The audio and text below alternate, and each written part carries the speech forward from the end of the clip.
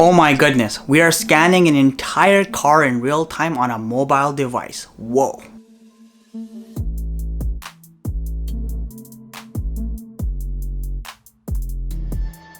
What's up YouTube, how goes it? So in today's video, we're having a look at a feature that I initially underestimated pretty severely, to be honest, and that is a feature that's on the new iPhone 12 Pro and the existing iPad Pro, and that is none other than LiDAR. That's right, LiDAR stands for Light Detection and Ranging. It basically uses lasers to determine how far an object is, how much depth it has, and its exact measurements. Now the reason I want to go through this demo is because I just want to show you how much potential this particular feature has. Now Apple's not the first company to do this. NASA's been doing this for some time, and autonomous cars are using this feature all the time. So this video is really less about Apple and more about this specific feature, which we call LiDAR. So I'm going to show you some hands-on demos to show you just what LiDAR is capable of, and I think you'll find it pretty intriguing. Let's get started. So for our first object, we're going to use this box of diabetes. This box of Krispy Kreme donuts. The reason I chose this particular box is because it's flat, it's linear, and it should be an easy catch for the LiDAR sensor to detect. We're using the 3D scanner application to utilize the LiDAR scanner, and we're going to get started. So right away, you can see that the LiDAR scanner is able to capture the surface immediately. That's the highlighted purple area. I do a quick walk around the object to quickly capture all its dimensions, and you can see that the software is doing a great job at understanding what it considers to be the object and what it considers to be outside the scope of the object itself.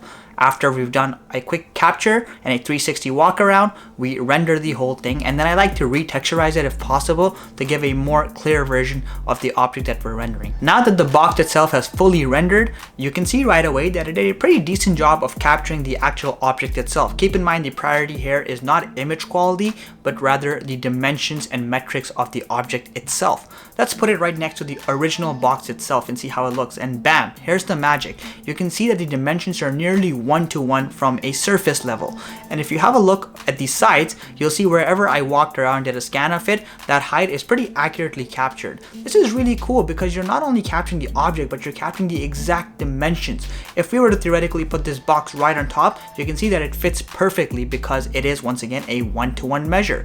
Pretty cool, right? For our next object, I want to measure something larger. So I chose an ottoman. Now an ottoman in this case is particularly circular in shape, so it doesn't have any flat linear edges. I want to see how the LiDAR does with that kind of a surface. And right away you can see that the LiDAR scanner starts picking up the top of the ottoman nearly perfectly. The purple area is the one that is being captured by the scanner. And as you move around the ottoman, you can see that it's doing a great job at actually capturing the sides of the ottoman as well. And it's doing a great job at not capturing the floor, at least to a reasonable extent. So I did a comprehensive walk around the ottoman, and once I had enough data, I did a quick render, which usually takes anywhere from a couple of seconds to a couple of minutes. So now that the ottoman is done rendering, you can see right away that the software did a crisp job of capturing the parameters of the actual object itself, and it did a pretty good job of filtering out anything it thought was not the object. But you want to see how this looks against the real thing, and here you go. Wow.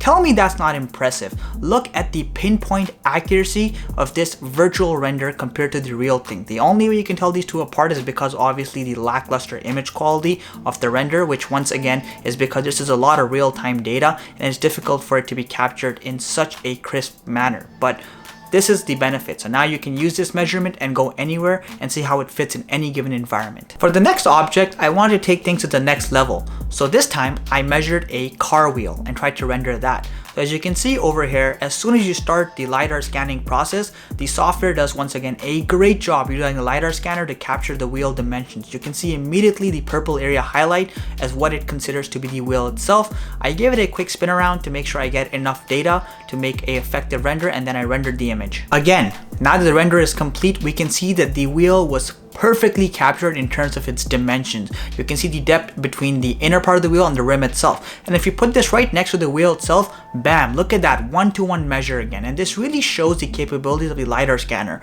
While you could use any other scanning app to create an image capture, this level of dimensional accuracy is just not possible without the LiDAR component. Pretty cool. And no, I'm not running away with a car wheel. That's what it looks like if you look at this render, right? Hey guys, still here? That's awesome. If you're enjoying the content, please consider subscribing to my channel and liking this video. It keeps me motivated to provide more awesome quality content for you guys. Let's carry on. I know exactly what you're thinking. Measure the entire car and render it, and that's exactly what I did. I wanted to see just how far I could push the iPhone 12 Pro and its LiDAR scanner, and right away, as soon as you begin the scanning, you can see the LiDAR scanner is doing an excellent job at capturing all the data metrics, and the software is doing a great job at defining the parameter. The purple areas, once again, are the ones that highlight all the capture. However, as I continued to capture, my phone did get pretty hot. Keep in mind, this is all real-time data, and you can see why you need that 6 gigabytes of RAM on the iPhone 12 Pro model.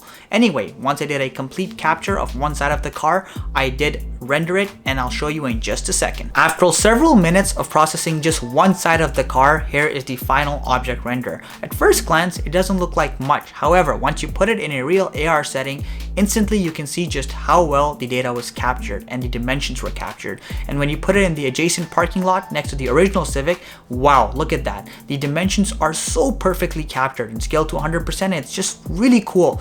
And when you put it right on top of the Civic, you can see that the measurements once again are nearly perfect, I'd say with a margin of error of several centimeters. Pretty cool. For my final demo test, I picked an object that would be difficult to scan using the LiDAR scanner because it has a lot of spaces. I did this on purpose and I wasn't expecting great results.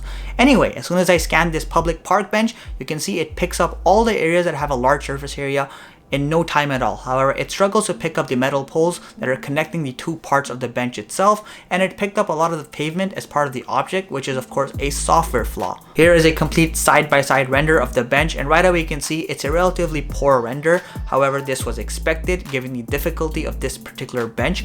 You can see that there are certain components that are entirely missing, but the areas that were well exposed and had plenty of surface area were accurately captured, and there was a lot of the pavement captured as well. I hope you guys enjoyed the demo as much as I had fun making them. It was really a fantastic time because the potential of LiDAR is just absolutely amazing. Now, there are limitations on both the hardware and software side, which you saw in these demos.